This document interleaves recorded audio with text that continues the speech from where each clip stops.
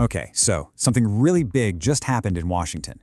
We're talking about a new partnership that could fundamentally reshape the strategic and economic alliance between the US and India.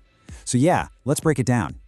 And the headline number? It's pretty staggering. I mean, we are looking at a framework that's designed to mobilize up to $15 billion in combined investment. And that's just over the next 5 years. I mean, that is a huge, huge commitment.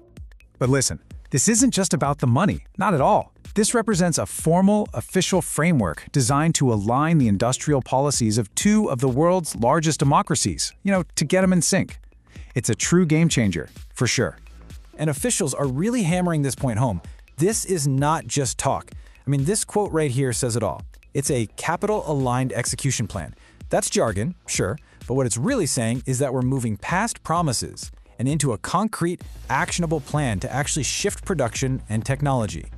All right, so what's really inside this $15 billion handshake? Let's dive in and break down the details. So, at its core, what we're looking at is a brand new cooperation platform between the US and India, which they announced back on February 17th. And the focus is laser sharp on two really critical areas. One, defense production, and two, semiconductor supply chains. And it's all backed by that potential $15 billion in investment over the next 5 years. Okay, let's tackle that first major pillar, defense. And I really want to stress, this is not just about selling more hardware. Nope, it's about fundamentally redefining the entire partnership. Yeah, and this visual really illustrates that shift perfectly. So the old way, India was, one of the world's largest defense importers, a buyer. The new way, it's a fundamental transition. India is becoming a co-manufacturer and a technology partner, actually building alongside the US. And listen, we're not talking about simple components here, not at all.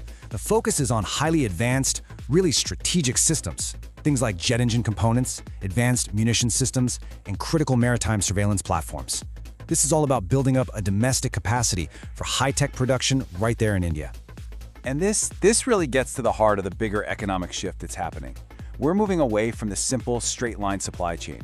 The future is this distributed network where production is spread out across trusted partners. It's all about building a much more resilient system. And that brings us right to the second critical pillar of this agreement, the Strategic Chip Alliance. And let me be clear, this is not just another business deal. Semiconductors, they're now a centerpiece of national security and sovereign power, period. So for anyone in the capital markets, this is a huge deal.